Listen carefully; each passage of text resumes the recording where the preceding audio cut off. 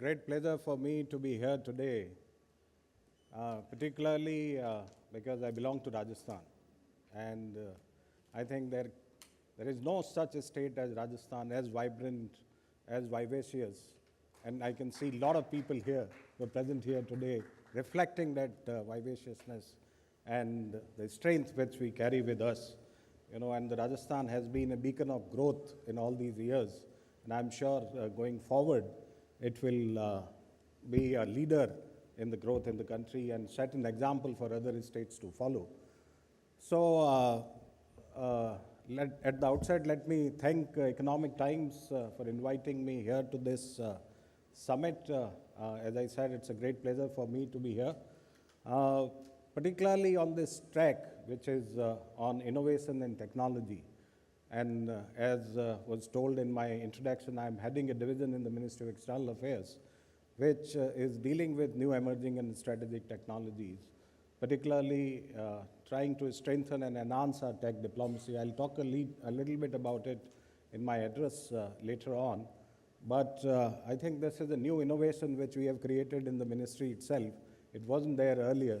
It's just a couple of years we have set up this division primarily to see that we get access to all the emerging technologies which are, innovated or created around the world, and also to export the technological innovations which we have here in India. We have great technological innovations. If you look at digital public infrastructure, we have created a world-class digital public infrastructure, which I don't think any other country has in the world.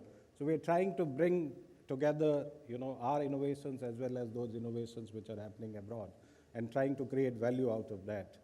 So, I would talk about a little about that in my address. I don't have a presentation like Puneet had, but it's always I think, a pleasure to speak off the record and maybe instantaneously. I have a couple of points which I've noted down. I'll reflect on that as I go forward. So as I said, Rajasthan always had a unique energy, which is rooted in its history and culture. But equally, it is also forward-looking in its ambitions, as I said earlier. And I must say that every time I come here, I see just not, the changes in our culture, the forts, the palaces, and those things which we try to project to the world. But also now I see more and more, rising towers of innovations, startups, digital infrastructure, young innovators who wants to make a mark on the global stage. And this is something I think which is needed in this time as we go forward. So friends, when we talk about technology today, whether it's artificial intelligence or machine learning or cyber systems or quantum or space tech, I think it is no longer something that sits in the lab or in tech parks. Rather, I would say they are shaping our lives every day, and it is redefining how we govern. You have seen some examples here of the applications of, the artificial intelligence with which now public grievances are being, looked at. This also, I think, redefines how we trade, how we secure ourselves, and how we interact with the world. And I would like to say, and I must say that Rajasthan, with its rich entrepreneurial culture, is very much part of this story. Now let me talk about something, as I said, is very close to my heart and I deal with often in the day-to-day, and that is AI, and how AI and emerging technologies can be harnessed for inclusive growth. Inclusive growth is very important for us. We need to bring together all sections of the society. But too often when we talk about AI, we think of AI as a buzzword, something about algorithms running on powerful servers. But for India, I think, and particularly for in a state like Rajasthan, I think AI means solving real problems for the real people. So there are a lot of problems which we face on a day-to-day basis, and I think AI can be a great enabler for that. Take for example, water. Rajasthan has always lived with the scarcity of water, and you all know this.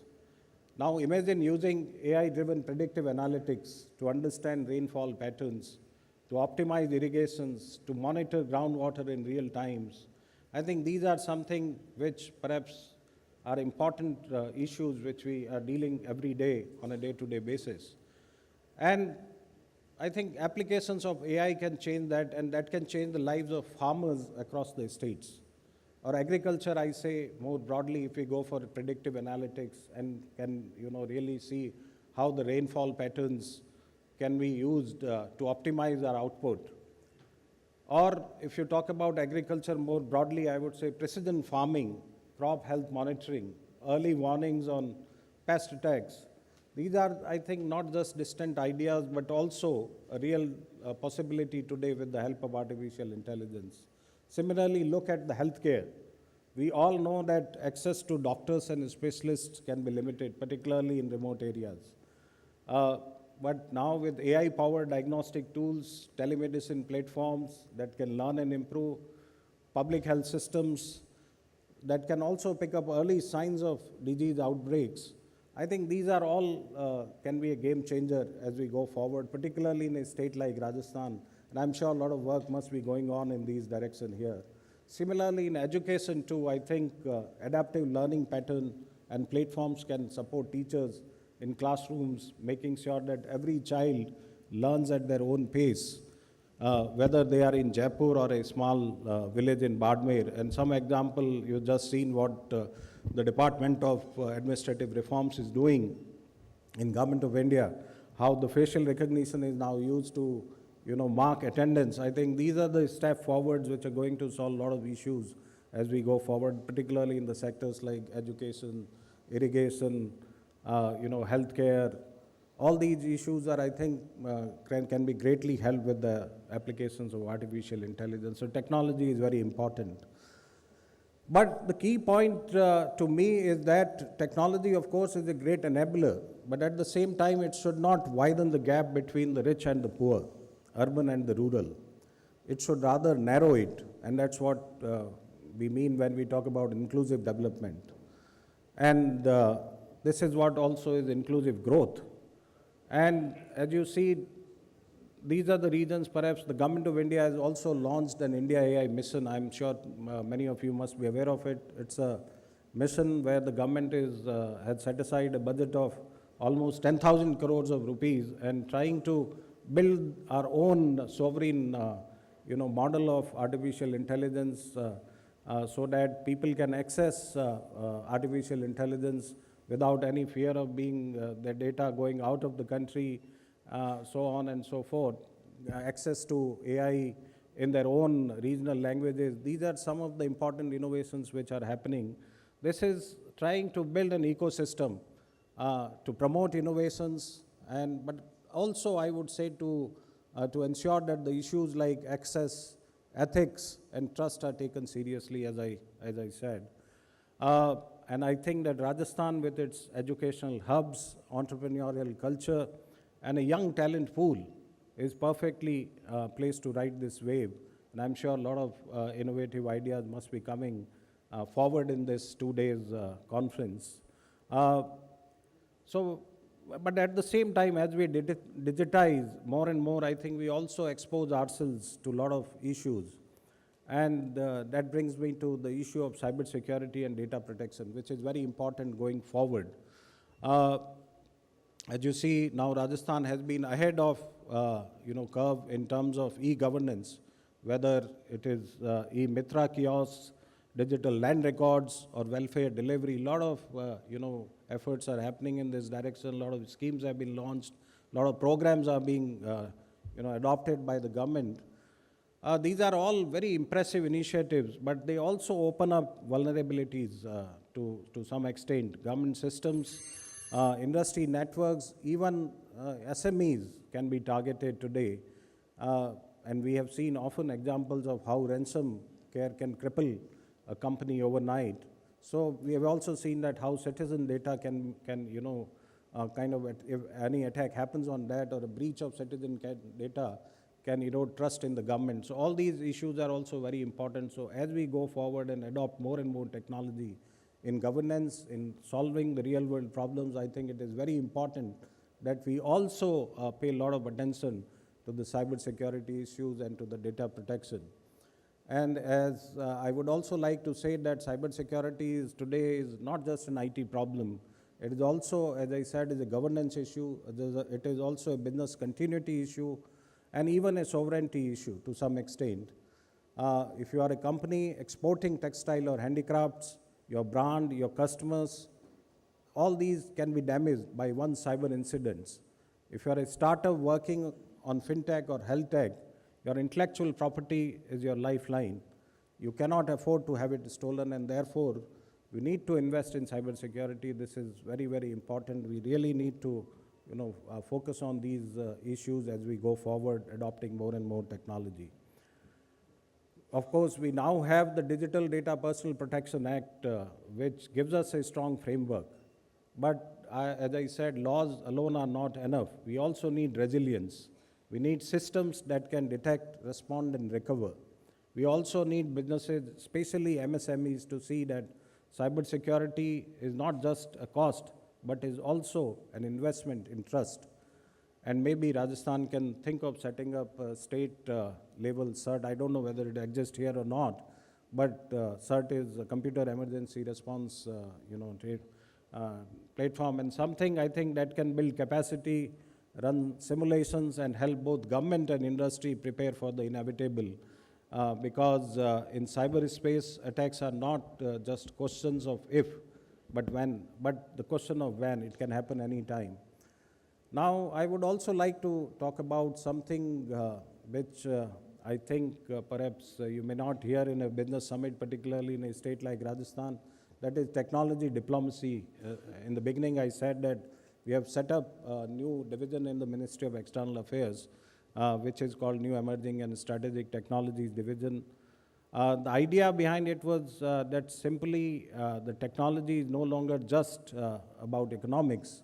It is also about geopolitics, and you see it day in and day out nowadays. We also need to see that we forge strategic partnerships. We should have a place in the world, whether it is AI, whether it is semiconductor, quantum, biotech, and all these are just not the battlegrounds of future, but also the space where cooperation and collaboration can happen, and that's what we do in the Ministry of External Affairs in this division.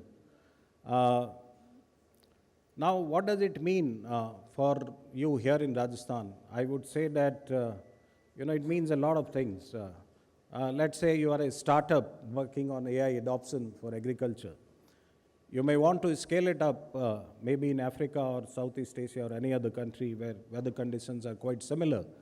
Or maybe you have a water technologies and you want to partner with, say, Israeli innovators. So how would you go about it? Or perhaps you are building a solar or a green energy solutions and want to connect with Europe or Japan.